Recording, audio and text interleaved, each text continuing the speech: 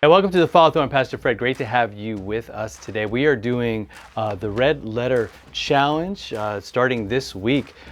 This is what the book looks like. You can go to servingchallenge.com and get yourself a copy. If you don't live around Malvern, PA, you can go on and grab that. Awesome stuff.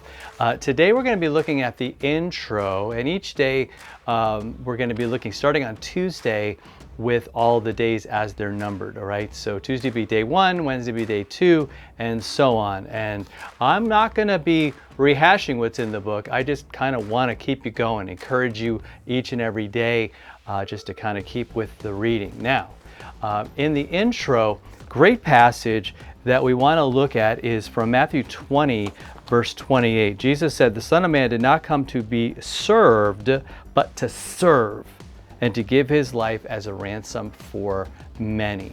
And that's kind of the key verse. And the whole idea is that we follow Jesus, and if we're following him, and if we're taking his approach to life and our philosophy of life, our way of life, is to have this attitude, to go into everything and say, hey, this isn't about me being served. This isn't, self-serving, but this is for me. How can I be used by the Lord to do the things that he wants to do in our world, to bring hope, to bring love, and to bring peace?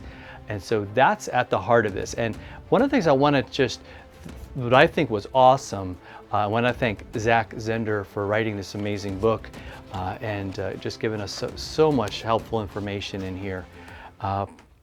Is this whole idea that Christianity and what it means to be a Christian has really shifted quite a bit in recent years from maybe how it was back in like the early church. The early Christians were often referred to, especially in the book of Acts, as the followers of the way. And again, Jesus in John's gospel called himself the way, the truth, and the life. And so Christianity wasn't just a set of beliefs. It wasn't just, hey, what church are you with, or what denomination are you with, or are you a Christian, for this survey, so you can see what category you fit in. And that's not what it's about. It's about this living, active relationship with God, who came down here and suffered and died for us. He rose triumphantly. He has sought us out, made us his children, given us faith in our hearts, so his Holy Spirit living in our hearts. And so he becomes the way that we live. Do you see what I'm saying? Not just a part of your life, but your life. Not just, every once in a while I'm going to do things his way, but to say that it's the only way. Is his way, not my way.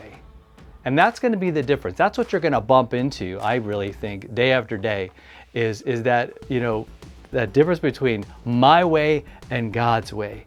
Because I'm just going to warn you, you're going to want your way. You're going to read things and be like, yeah, but I want my way. And again, if I see myself as God's child, my way will become his way. How cool is that? That's the move. That's the hope. That's why God is transforming us and giving us his love, so that we would serve others and have that same mindset. We're going to talk about that tomorrow, because each and every week we're going to look at a different principle. And there's 5 of them.